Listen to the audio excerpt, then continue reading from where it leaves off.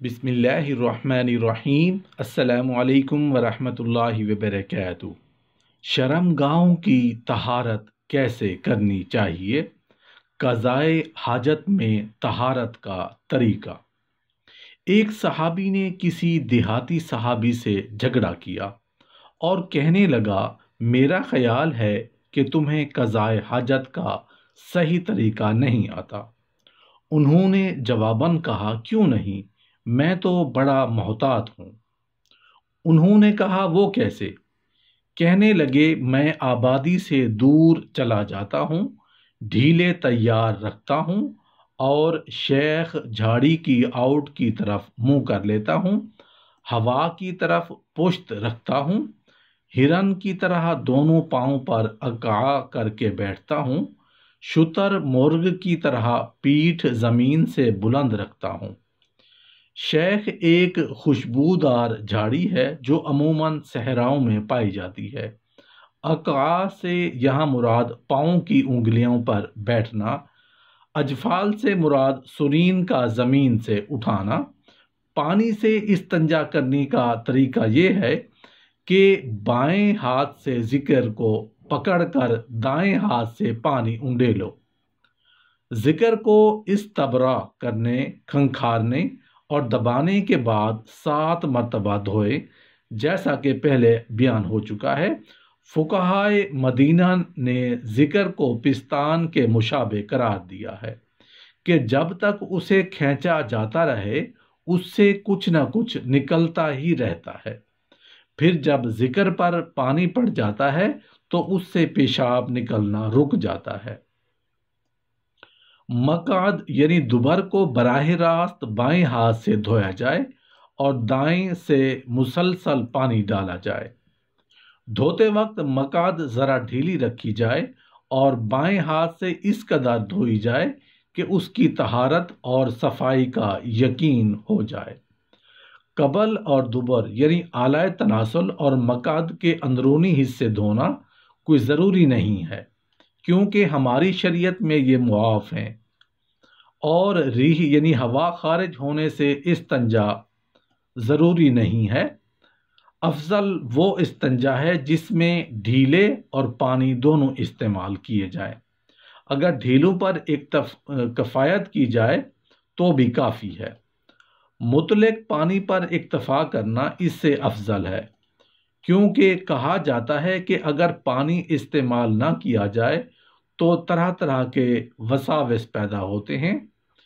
اس لیے کہا جاتا ہے کہ شاعر لوگ استنجا پانی سے نہیں کرتے، کیونکہ اس سے جھوٹ اور فحش گوئی کی آمد ہوتی ہے، جو گناہ ہے۔ ایسے کلام سے اللہ کی پناہ کی جو غلاظت اور گندگی کا پھل ہے۔ اگر نجاست تمام حشفہ پر یا دائرہ دبر سے تجاوز کر کے ادھر ادھر پھیل جائے تو پھر پانی کے علاوہ کوئی اور چیز کفایت نہیں کرے گی۔ جس طرح ران یا سینے وغیرہ پر نجاست لگ جائے تو اس کی طہارت صرف پانی سے ہوتی ہے۔ ریح کے علاوہ قبل اور دبر سے خارج ہونے والی ہر چیز سے استنجا کرنا ضروری ہے، جیسے بول و براز، کیڑے مکوڑے، سنگریزے، خون، پیپ اور بال وغیرہ۔ ذکر سے 5 چیزیں خارج ہوتی ہیں: پیشاب، مزی، یہ سفید پانی جو شہوت انگیز خیالات اور بوس و کنار سے نکلتا ہے، اس کا حکم وہی ہے جو پیشاب کا ہے۔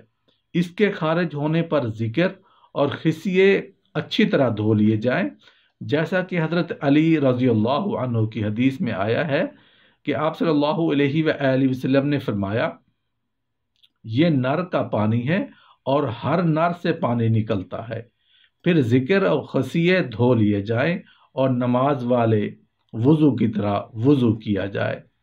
ودی، یہ سفید اور گاڑھا پانی ہے جو پیشاب کے بعد خارج ہوتا ہے، اس کا حکم پیشاب کی طرح کا ہے۔ منی، یہ سفید پانی ہے جو جماع یا احتلام کے وقت کود کر نکلتا ہے۔ اگر مرد قوی ہو تو یہ پانی زرد ہوگا اور کثرت جماع سے سرخ ہو جاتا ہے۔ اگر مرد کمزور ہو یا پیدائشی مریض ہو تو یہ پانی پتلا ہوتا ہے۔ منی کی بو ایسے آتی ہے جیسے کھجور کے شگوفے یا خمیرے آٹے سے آتی ہے۔ مشہور روایت کے مطابق منی پاک ہے اور خروج منی سے غسل واجب ہو جاتا ہے۔ عورت کی منی پتلی اور زرد ہوتی ہے۔ ریح جو دوبر کے علاوہ کبھی کبھار قبل سے بھی نکل آتی ہے، استنجے سے فارغ ہو کر یہ کہے، اے اللہ میرا دل شک اور نفاق سے پاک کر دے، میری شرمگاہ بے حیائی سے محفوظ فرما دے۔ بسم اللہ پڑھتے وقت یہ کہیں، اے اللہ میں شیطانی وسوسوں اور شیطان کے حاضر ہونے سے تیری پناہ مانگتا ہوں۔ دونوں ہاتھ دھوتے وقت یہ کہیں، اے اللہ میں تجھ سے خیر و برکت کا سوال کرتا ہوں اور نحوست و ہلاکت سے پناہ مانگتا ہوں۔ کلی کرتے وقت یہ کہیں، اے اللہ اپنی کتاب قرآن مجید کی تلاوت اور اپنے ذکر کثیر کی مجھے توفیق عطا فرما۔ ناک میں پانی داخل کرتے وقت یہ کہیں کہ اے اللہ مجھ سے راضی ہو کر مجھے جنت کی خوشبو سونگھا دے۔ ناک جھاڑتے وقت یہ کہیں، اے اللہ میں تجھ سے آگ کی بو اور برے گھر سے پناہ مانگتا ہوں۔ چہرہ دھوتے وقت یہ کہیں، اے اللہ جس دن تو اپنے دوستوں کے چہرے روشن فرمائے گا میرا چہرہ بھی روشن فرمانا، اور جس دن تو اپنے دشمنوں کے چہرے سیاہ کرے گا میرا منہ کالا نہ کرنا۔